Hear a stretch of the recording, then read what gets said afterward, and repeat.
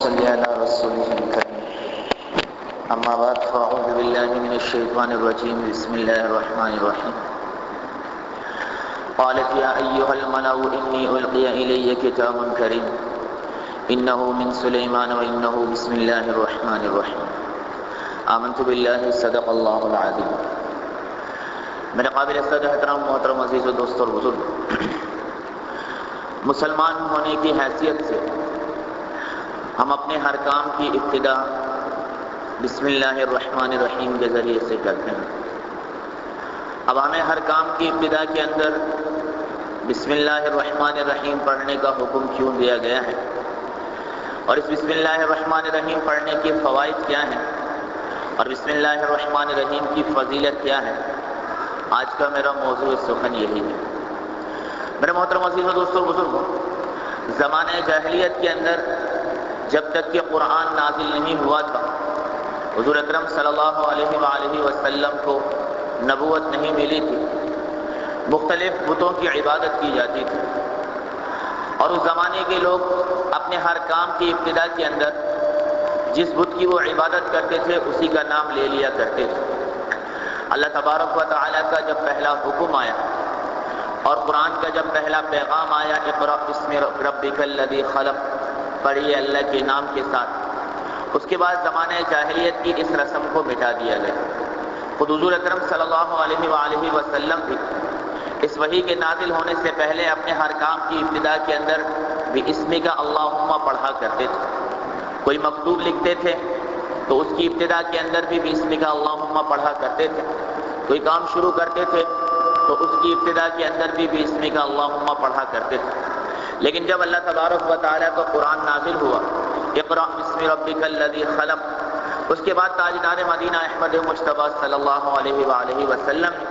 اپنے ہر کام کی ابتدا کے اندر بسم اللہ الرحمن الرحیم کو پڑھنا شروع کر دیا،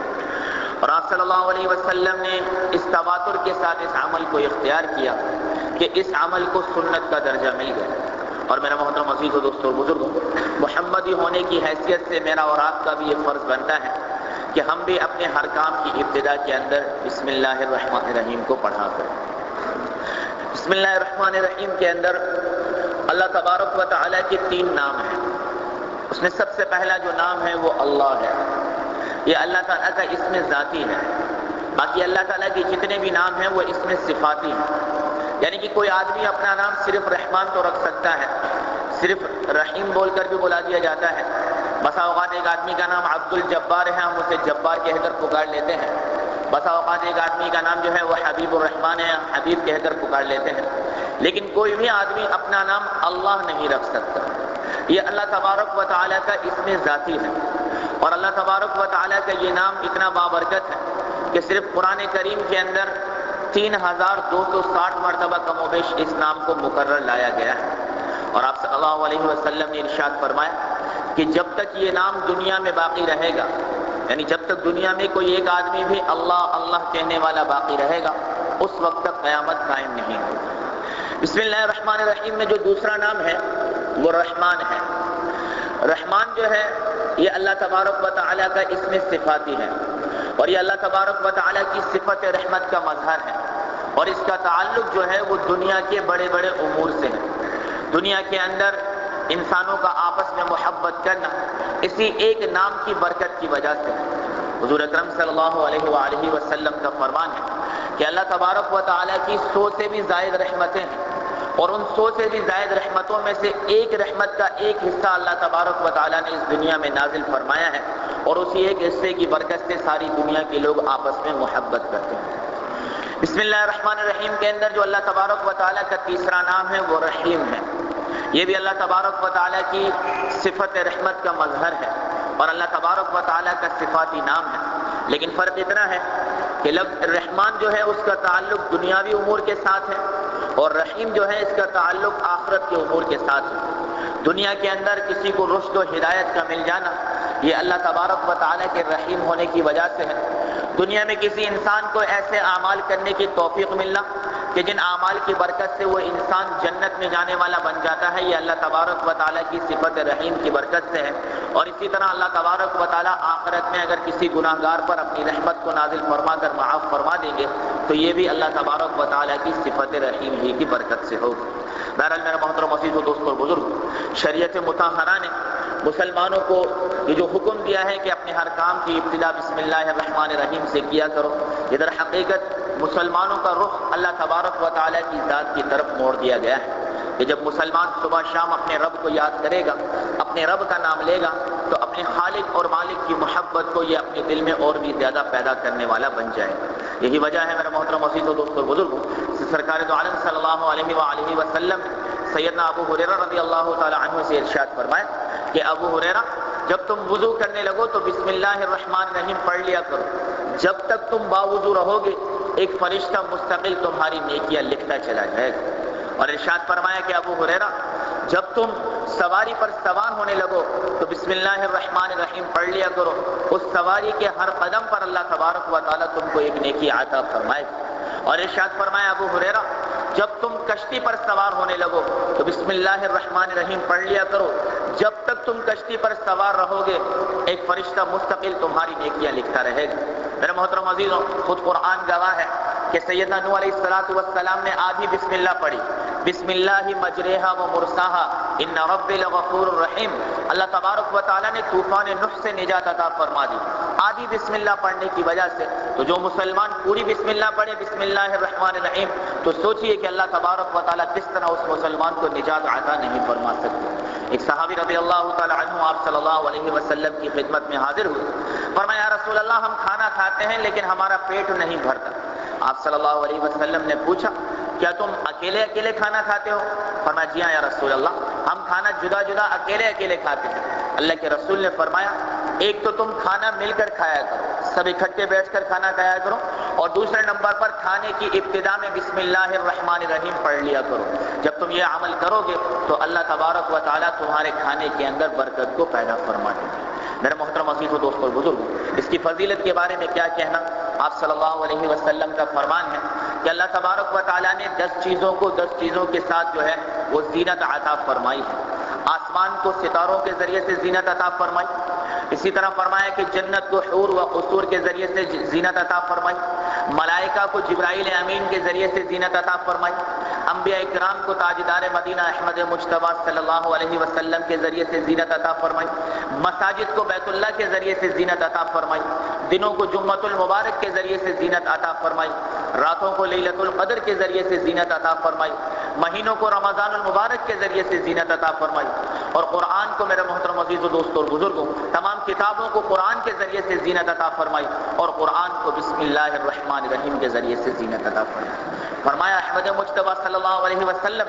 کہ پورے کے پورے قرآن کا جو دل ہے وہ سورہ یاسین ہے، اور سورہ یاسین کا جو دل ہے وہ سورہ فاتحہ ہے، اور سورہ فاتحہ کا جو دل ہے وہ بسم اللہ الرحمن الرحیم ہے۔ تو پتہ چلا کہ بسم اللہ الرحمن الرحیم جو ہے وہ پورے کے پورے قرآن کی جان ہے۔ اس بسم اللہ الرحمن الرحیم کی فضیلت کا اور کیا اندازہ کیا جائے گا کہ اللہ تبارک و تعالیٰ نے قرآن کریم کے اندر 114 سورتیں نازل فرمائی، اور ہر سورت کی ابتدا میں بسم اللہ الرحمن الرحیم لکھ دیا گیا، ما سوا سورہ توبہ کی ابتدا میں۔ لیکن اللہ تبارک و تعالیٰ نے سورۃ النمل کے اندر فرمایا کہ بسم اللہ انہ من سلیمان و انہ بسم اللہ الرحمن الرحیم لا کر قرآن کریم کے اندر بسم اللہ الرحمن الرحیم کی 114 فرمایا جو تعداد ہے اس کو مکمل کر لی۔ اس کی فضیلت کا اور کیا اندازہ کریں گے؟ فرمایا جو شخص باوضو ہو کر، کتنا آسان طریقہ ہے، یہ فضیلت ہم سب حاصل کر سکتے ہیں ابھی بیٹھے بیٹھے۔ فرمایا جو شخص باوضو ہو کر بسم اللہ الرحمن الرحیم پڑھ لے، اللہ تبارک و تعالیٰ اس کے 40,000 گناہوں کو معاف فرما دیتے ہیں۔ اور ارشاد فرمایا آگے اسی حدیث کے اندر کہ اس انسان کو با ایمان موت نصیب کر دی جاتی ہے۔ اور ارشاد فرمایا، حضرت ابن مسعود رضی اللہ تعالی عنہ سے روایت ہے، حضور صلی اللہ علیہ وسلم نے فرمایا کہ جو شخص بسم اللہ الرحمن الرحیم پڑھتا ہے اس کے ہر حرف کے بدلے میں اللہ تبارک و تعالیٰ 4000 نیکیاں عطا فرماتے ہیں، 4000 گناہوں کو معاف فرماتے ہیں، اور 4000 درجات کو انسان کے بلند فرماتے ہیں۔ حضرت علی رضی اللہ تعالی عنہ کے بارے میں آتا ہے، انہوں نے دیکھا کہ ایک شخص جو ہے وہ بسم اللہ الرحمن الرحیم کو خوش خط کر کے لکھ رہا ہے، بڑی خوش خطی کے ساتھ لکھ رہا ہے۔ آپ رضی اللہ تعالی عنہ نے اس سے کہا کہ لکھنے والے تم اسے اور بھی زیادہ خوش خط کر کے لکھا کرو، اس لیے کہ اللہ تبارک و تعالیٰ نے ایک شخص کو صرف اس لیے بخش دیا تھا کہ وہ بسم اللہ الرحمن الرحیم کو خوبصورت کر کے لکھا کرتا تھا۔ میرا محترم عزیز و دوستو بزرگوں، اس کی بڑی فضائل ہیں، بڑے فوائد ہیں۔ فرمایا قیصر روم جو حضرت عمر ابن خطاب رضی اللہ تعالی عنہ کے زمانے کے اندر بادشاہت کیا کرتے تھے، فرمایا ایک مرتبہ ان کے سر کے اندر شدید درد ہوا، بڑے علاج کروائے گئے لیکن اس درد نے جانے کا نام نہیں لیا۔ قیصر روم نے خط سیدنا عمر ابن خطاب رضی اللہ تعالی عنہ کی طرف لکھا اور فرمانے لگے کہ میرے سر میں بہت شدید تکلیف رہتی ہے، یہاں کے تمام طبیبوں سے میں نے یہ علاج کروایا ہے لیکن علاج کوئی کارآمد نہیں بن رہا، آپ کوئی دوائی بھیج دیجیے تاکہ یہ میرا درد جو ہے وہ جاتا رہے۔ حضرت عمر ابن خطاب رضی اللہ تعالی عنہ نے قاصد کے ساتھ ایک ٹوپی روانہ کر اور فرمایا آپ اس کو پہن لیا کریں، آپ کے سر کا درد جو ہے وہ جاتا رہے گا۔ قیصر روم کہتے ہیں کہ جب کبھی بھی میں اس ٹوپی کو اپنے سر پہ رکھتا تو میرے سر کا درد جاتا رہتا، اور جب میں اس ٹوپی کو اتارتا تو دوبارہ درد پیدا ہو جاتا۔ کئی دنوں تک جب یہ معاملہ رہا تو فرمایا میں نے ٹوپی کو نکال کر جب اسے ٹٹولا تو میں نے دیکھا کہ ٹوپی کے ایک کنارے پر ایک پرچی جو ہے وہ سی دی گئی ہے، اس پرچی کو کھول کر دیکھا تو اس پر لکھا تھا بسم اللہ الرحمن الرحیم۔ مجرب عمل ہے میرے بھائی، بالکل مجرب عمل ہے۔ کبھی سر میں بہت زیادہ درد ہو، تکلیف ہو تو ایک پرچی پر بسم اللہ الرحمن الرحیم لکھ کر اسے رومال میں لپیٹ کر پورے ایمان کے ساتھ اگر سر پر باندھ دیا جائے، انشاءاللہ تعالی اللہ کی ذات سے امید ہے اس بابرکت نام کی برکت سے اللہ تبارک و تعالی سر کے درد کو ختم فرماتے ہیں۔ حضرت موسیٰ علیہ السلام کے پیٹ میں ایک مرتبہ درد ہوا، حضرت موسیٰ علیہ السلام اللہ سے ہم کلام ہوا کرتے تھے، فرمایا باری تعالیٰ میرے پیٹ میں درد ہے۔ اللہ تعالیٰ نے فرمایا موسیٰ جاؤ اور فلانے درخت جنگل کے اندر کی فلانے درخت کی بوٹی کو یا اس کے پتے کو کھا لو۔ موسیٰ علیہ السلام تشریف لے گئے اور اللہ کے حکم سے جو ہے اس پتے کو نکال کے کھا لیا۔ اللہ کا نظام تھا کہ پیٹ کا جو درد تھا وہ جاتا رہا۔ کچھ دن گزرے، حضرت موسیٰ علیہ السلام کے پیٹ میں دوبارہ درد پیدا ہو گیا۔ اب حضرت موسیٰ علیہ السلام نے اللہ تبارک و تعالیٰ سے عرض نہیں کی بلکہ خود ہی گئے، جنگل میں چلے گئے، پہلے جس درخت کی فرمایا کہ جو ہے پتا کھایا تھا اس پتے کو توڑ کے دوبارہ کھا لیا، لیکن درد بجائے جانے کے اور بھی زیادہ بڑھنے لگا۔ حضرت موسیٰ علیہ السلام کو بڑا تعجب ہوا۔ حضرت موسیٰ علیہ السلام نے اللہ تبارک و تعالیٰ سے فرمایا یا باری تعالیٰ پہلے میرے پیٹ میں درد ہوا، میں نے اسی جڑی کو بوٹی کو کھایا تو میرے پیٹ کا درد جاتا رہا، اب پھر درد پیدا ہوا ہے تو میں نے اس جڑی بوٹی کو کھایا ہے تو بجائے جانے کی اور بڑھ گیا۔ اللہ تبارک و تعالیٰ نے فرمایا کہ موسیٰ کیا تو جانتا نہیں کہ ساری کی ساری دنیا جو ہے وہ زہر قاتل ہے اور اس کے لیے تریاق جو ہے وہ ہمارا نام ہے، جس چیز کی ابتدا میں ہمارا نام لیا جائے گا اس چیز کے اندر ہم شفا کو پیدا کر دیتے ہیں۔ میرے محترم عزیز و دوستوں اور بزرگوں، فرماتے ہیں ایک مرتبہ ایک صحابی رضی اللہ تعالی عنہ جو ہے وہ چند کفار کے ہاتھ چڑھ گئے اور ان کے پاس جا کر بات چیت ہونے لگی تو دیکھا تو ان کا ایمان بڑا مضبوط ہے۔ انہوں نے کہا کہ اگر آپ کا ایمان اتنا ہی زیادہ مضبوط ہے اور آپ اسلام کو اتنا ہی زیادہ کامل اور مکمل دین کہتے ہیں تو ہم آپ کو آپ کا امتحان اور آپ کی آزمائش کرنا چاہتے ہیں۔ انہوں نے کہا ٹھیک ہے۔ چنانچہ زہر قاتل لایا گیا، ایسا زہر کہ جو ہونٹوں سے لگایا جائے تو لگاتے ہی انسان کی فرمایا کہ موت واقع ہو جائے، ایسا زہر لایا گیا۔ فرمایا کہ ان صحابی رضی اللہ تعالی عنہ نے اس زہر کی بوتل کو لیا اور بسم اللہ الرحمن الرحیم پڑھ کے اس پوری کی پوری بوتل کو وہ پی گئے، اور اللہ کا نظام ہے کہ وہ بالکل صحیح سالم اپنی جگہ پر کھڑے رہے۔ میرا محترم عزیز و دوستوں اور بزرگوں، خلاصہ کلام یہ نکلا کہ بسم اللہ الرحمن الرحیم جو ہے